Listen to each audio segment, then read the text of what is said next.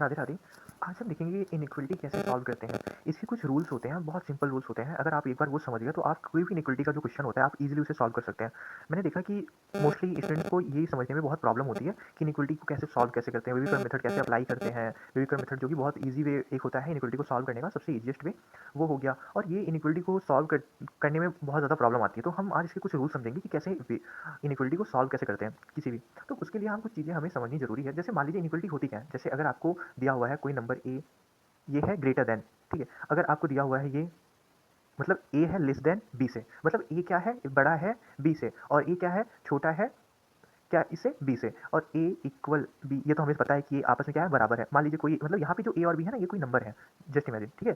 तो ये साइन जो होते हैं इनइक्वलिटी के साइन होते हैं। अगर आपको दिया है A greater than equal to B, इसको बोलते हैं ग्रेटर देन इक्वल टू। मतलब ए क्या है, ए एक कोई ऐसा नंबर है जो क्या है बी से बड़ा भी हो सकता है और उसके बराबर भी हो सकता है। मतलब जो ए और बी है, इसमें जो ए और बी इस तरीके से हो सकते हैं कि ए जो नंबर है वो क्या है, बी से बड़ा भी हो सकता है, और इसके नीचे जो इसका बराबर का साइन मतलब है ये बराबर भी हो सकता है। जैसे ये इनइक्वलिटी क्या सेटिस्फाई कर सकती है, देखो जैसे यहाँ पे लिख सकते हैं two greater than equal to B, two greater than equal to two, sorry, क्योंकि यहाँ देखो, यहाँ पे क्या है, क्या दो दो से बड़ा है, नहीं, लेकिन क्या दो दो के बराबर है, हाँ। तो मतलब ये इक्वलिटी सेटिस्फाई करेगा। लेकिन क्या यहाँ पे हम लिख सकते हैं कि टू ग्रेटर देन टू, क्या ये सही है, नहीं, क्योंकि ये क्या बोल रहा है कि जो ये वाला नंबर है, ये क्या, ये मस्ट भी होना चाहिए ग्रेटर देन इस नंबर से। तो क्या ये ग्रेटर है, नहीं, ये क्या है, इक्वल है। तो यहाँ पे क्या, ये दोनों इक्वल है, दो टू इक्वल टू होता है, but two is not greater than two. तो बट अगर वेन हम ये साइन यूज करते हैं ग्रेटर देन इक्वल टू, इसका मतलब है कि टू क्या है, ग्रेटर देन है और इक्वल भी है। तो हमारी यही इनइक्वलिटीज यूज होती हैं एक मोस्टली जो आपको सारी इनइक्वलिटीज के क्वेश्चन में देखने को मिलेंगी। ग्रेटर देन इक्वल टू हो गया,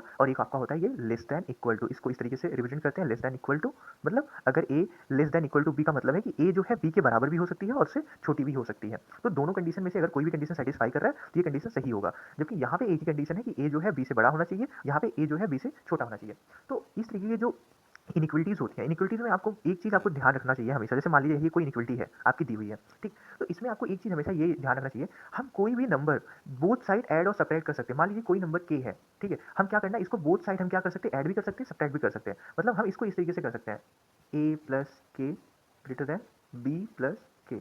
यहाँ पे प्लस नहीं, यहाँ पे माइनस भी कर सकते हैं, प्लस माइनस, मतलब हम किसी भी नंबर को बोथ साइड प्लस माइनस कर सकते हैं। इससे हमारी जो साइन ऑफ इनइक्वलिटी, मतलब अगर ये ग्रेटर देन है तो ये चेंज नहीं होगा। ये चेंज कब होता है, ये चेंज होता है जब हमें दोनों साइड मल्टीप्लाई या डिवाइड करना होता है। जब हम किसी दोनों साइड मल्टीप्लाई करते हैं, ठीक है, तो मल्टीप्लाई और डिवाइड के केस में क्या होता है, देखिए, अगर मान लीजिए कोई इनइक्वलिटी दी हुई है, मैं केवल simple greater than equal to greater than ले रहा हूँ, तो यहाँ पे अगर लेस देन हो, ग्रेटर देन इक्वल टू हो, कोई भी इनइक्वलिटी अगर आपको दी है, अगर मान लीजिए फर्स्ट केस, अगर आप बोथ साइड कोई नेगेटिव नंबर से मल्टीप्लाई कर रहे हैं, मतलब अगर आप क्या करते हैं, कोई नेगेटिव नंबर से क्या करते हैं, कोई नेगेटिव नंबर से मल्टीप्लाई करते हैं, कोई नेगेटिव नंबर से मल्टीप्लाई करते हैं, कहाँ, बोथ साइड। आप किसी नेगेटिव नंबर से बोथ साइड मल्टीप्लाई करते हैं तो क्या होगा, जो साइन ऑफ इनइक्वलिटी है वो चेंज हो जाएगी। मतलब अगर आपने बोथ साइड नेगेटिव साइड से मल्टीप्लाई कर दिया तो ये क्या हो जाएगा, माइनस ए लेस देन इक्वल हो जाएगा माइनस बी, ठीक। ये साइन ऑफ इक्वलिटी चेंज हो जाएगी। अब इसको हम सबसे इजी जो एग्जांपल मैं आपको दिखा देता हूँ। जैसे देखो, थ्री क्या है, थ्री टू से बड़ा है, मतलब ये देखो ए ग्रेटर देन बी, मतलब थ्री, अगर ये वाला इसी बेस पे हमने क्या किया, एग्जांपल लिया कि थ्री, एक नंबर ए है, ए यहाँ हमने लिया है थ्री और यहाँ बी लिया है टू, मतलब three is greater than two, ये तो सही है। अगर हम बोथ साइड माइनस से मल्टीप्लाई कर देंगे क्या बन जाएगा, माइनस थ्री, और ये बन जाएगा माइनस टू। अब आपको पता है कि जितना निगेटिव में जो नंबर होता है, जितना बड़ा होता है ये नंबर, वो अगर उसके आगे निगेटिव साइन लग जाता है वो उतना ही छोटा हो जाता है, ठीक है। और जो नंबर जितना छोटा है, अगर उसके आगे निगेटिव साइन लग जाए वो एज कम्पेयर उससे बड़ा हो जाता है। तो यहाँ पे ये साइन क्या चेंज हो जाएगा, तो मतलब minus two is greater then minus three.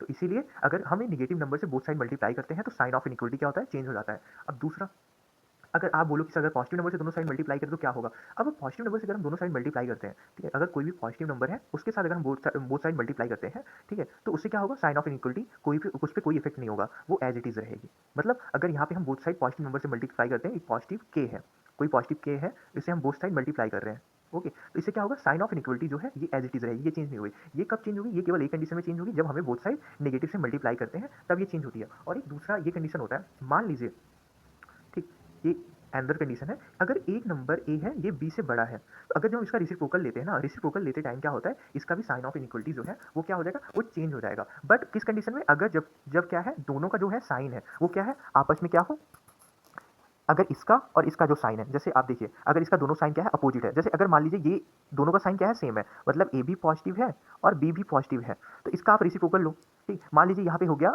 Three और टू, दोनों पॉजिटिव है, अब इसका रेसिप्रोकल क्या हो जाएगा, वन बाई थ्री, और इसका रेसिप्रोकल क्या हो जाएगा, वन बाई टू। तो क्या साइन ऑफ इनइक्वलिटी चेंज हो जाएगी, हाँ, क्योंकि वन बाई थ्री क्या होता है, 0.33 और 1/2 क्या होता है 0.5, मतलब साइन ऑफ इक्वलिटी क्या होगी, चेंज होगी कब, अगर दोनों जो नंबर है उनका क्या है साइन आपस में सेम है। बट अगर दोनों नंबर, ठीक है, अगर ये नंबर क्या है इस तरीके से, जैसे यहाँ पे ए क्या है नेगेटिव है और बी क्या है, जस्ट इमेजिन पॉजिटिव, मतलब दोनों का साइन क्या है अपोजिट है। तो अब यहाँ ए नेगेटिव है बी पॉजिटिव है, तो उस कंडीशन में क्या होगा, ए यहाँ पे नेगेटिव है और बी पॉजिटिव है, तो उस कंडीशन में क्या होगा, मैंने ले लिया कि -3, ये मतलब ए यहाँ पे नेगेटिव है तो क्या -3 लेस देन होगा किससे, 2 से, ये हमें पता है ये सही है इनइक्वलिटी। तो अब अगर हम इसका रेसिप्रोकल करेंगे तो क्या हो जाएगा, 1 - 3 ये हो जाएगा और ये हो जाएगा 1/2। तो इसमें क्या होगा, इसमें इनइक्वलिटी चेंज होगी नहीं, क्योंकि -1/3 अभी भी ये नेगेटिव है तो ये तो कम ही होगा पॉजिटिव वाले वैल्यू से, तो मतलब साइन ऑफ इनइक्वलिटी क्या हो वो चेंज नहीं होगी। तो आई होप आपको ये कॉन्सेप्ट समझ आए होंगे। आप अगर आपको अगेन कोई प्रॉब्लम है तो आप इसे एक बार पूरी वीडियोस को अगेन आप देखेंगे तो आपको सिंपल सारे कॉन्सेप्ट समझ आ जाएंगे। और बस अगर आपको ये सारी चीज़ें पता है, 2 या 3 कॉन्सेप्ट यही छोटे छोटे हैं, अगर आपको ये पता है